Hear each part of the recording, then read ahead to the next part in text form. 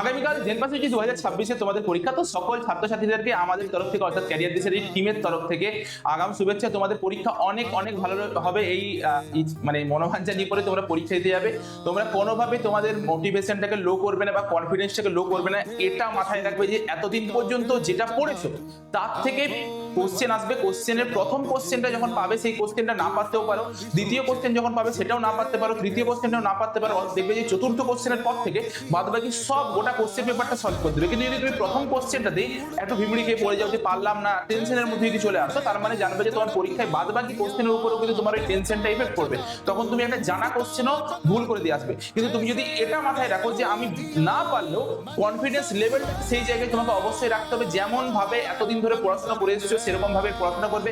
OMR sheet যখন fill up করবে খেয়াল রাখবে যে আগে আমাদেরকে বায়োলজি করতে হবে, তারপরে তোমার হেলথ অ্যাপটিটিউড করবো, ইংলিশ করবো, কেমিস্ট্রি করবো, সবচেয়ে শেষে হচ্ছে ফিজিক্স করবো। এই অর্ডারে করলে সবচেয়ে ভালো হয়। তোমরা যখন ওএমআর শিট ফিল আপ করবে বায়োলজি সেকশনটা আগে কোশ্চেন পেপারে দাগ দিয়ে দিবে উত্তরটা, তারপরে একেরটা বি, দুয়েরটা এ, এরকম করে গোল গোল গোল গোল করবে। এই সাইডে কোশ্চেন পেপার, এই সাইডে ওএমআর রেখে পরে করবে।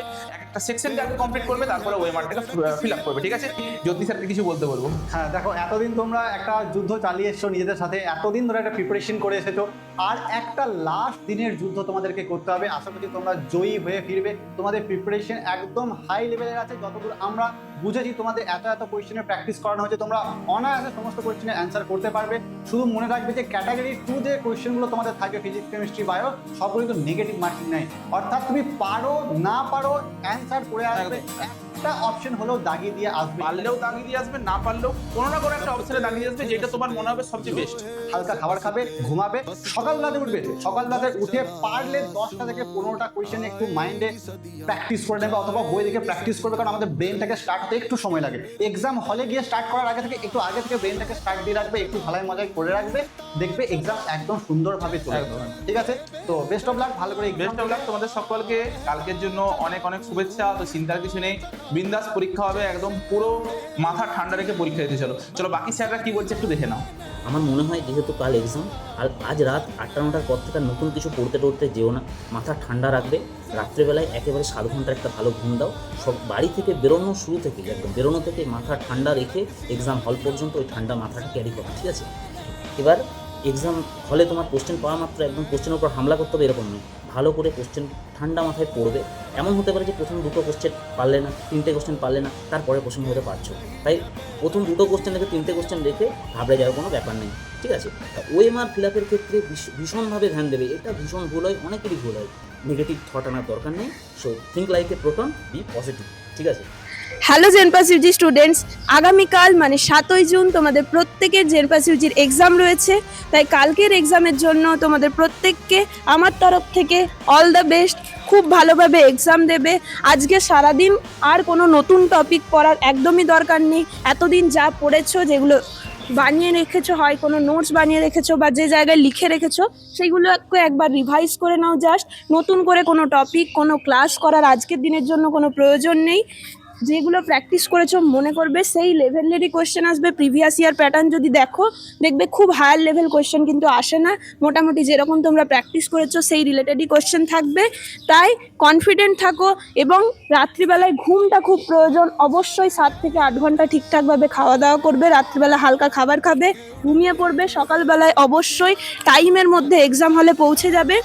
আর একটা কথা বলি, তোমাদের হেলথ অ্যাপটিটিউড নিয়ে যদি তোমরা অনেকের মধ্যেই টেনশন কাজ করছে যে একটা নতুন সাবজেক্ট কীরকম কী কোশ্চেন আসবে, যেরকম তোমরা ক্লাসের মধ্যে প্র্যাকটিস করেছো বা যেরকম তোমাদেরকে আমি পড়িয়েছি, জ্যোতি স্যার তোমাদের যেরকম পড়িয়েছে সেই রকমই রিলেটেড কোশ্চেন আসবে। তাই ওই সাবজেক্টটা নিয়ে এত বেশি টেনসড হওয়ার, প্যানিক ফিল করার কোনো দরকার নেই। চলো, অল দ্য ভেরি বেস্ট। আবারও একটাই কথা বলবো, বি কনফিডেন্ট। এক্সাম হলে শুধু এটাই মনে করবে যে তুমি হচ্ছে সব থেকে বেস্ট প্রিপারেশন নিয়ে এসছো, তোমার চেয়ে বেশি কেউ পড়ে আসেনি। খুব ভালোভাবে এক্সাম দিয়ে এসো। কালকে তোমাদের জীবনের এক বিশাল বড় পরীক্ষা তোমরা দিতে যাচ্ছ। ভয় খাবার কিছু নেই, ভয় একদম খাবে না।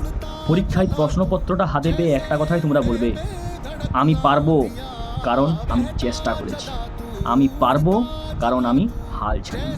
এটা আমি ক্লাসেও বলেছি, আমি আবারও বলছি। ভয় নয়, আত্মবিশ্বাস এবং চাপ মুক্তভাবে কালকে পরীক্ষা দাও। তোমাদের পরীক্ষা খুবই ভালো হবে, আমার এটা দৃঢ় বিশ্বাস। আর তোমাদের এই পরিশ্রম আর এই আত্মবিশ্বাসের সাথে পরীক্ষায় তোমাদের সাফল্যের চাবিকাঠি তোমাদের হাতের সামনে তুলে দেবে। আমি তোমাদের রানা স্যার, ইংলিশের টিচার। তোমাদের ইংলিশ আমি যেভাবে করিয়েছি তোমরা সেইভাবেই করে যাও, কোনো প্যানিক হওয়ার কিছু নেই। ম্যারাথন ক্লাস, যা সব ক্লাস আমি করিয়েছি সেগুলো ভালো করে রিভাইজ করে যাবে, একদম চাপমুক্তভাবে বাবা মায়ের আশীর্বাদ নিয়ে কালকে পরীক্ষা দিয়ে যাবে। অল দ্য বেস্ট, সবাই ভালো করে পরীক্ষা দাও এবং জীবনে সাফল্য অর্জন করো। চলো। সো ফাইনালি কাল তোমাদের জেনপাস ইউজির এক্সাম স্টার্ট হচ্ছে। এই এক্সামের জন্য তোমরা এতদিন অপেক্ষায় আছো, এত স্ট্রাগল করছো, এত পড়াশুনো করেছো। খুব ভালো এক্সাম হবে আমি জানি, তোমরা প্রত্যেকেই খুব ভালো এক্সাম দেবে। আর প্রত্যেক স্টুডেন্টকে আমার তরফ থেকে best wishes, best of luck. Synonyms বা অ্যান্টোনিমস, তোমাদের মধ্যে প্রচণ্ড নার্ভাস ফিল হয় সিনোনিমস অ্যান্টোনিমস নিয়ে বা ভোক্যাব পার্টটা নিয়ে। এটাই বলবো, ভোক্যাব পার্টটা একদম লাস্টে চুজ করবে। ফার্স্টে যে টপিকসগুলো আছে যেমন voice change, narration change, arrangement, improvement, error correction.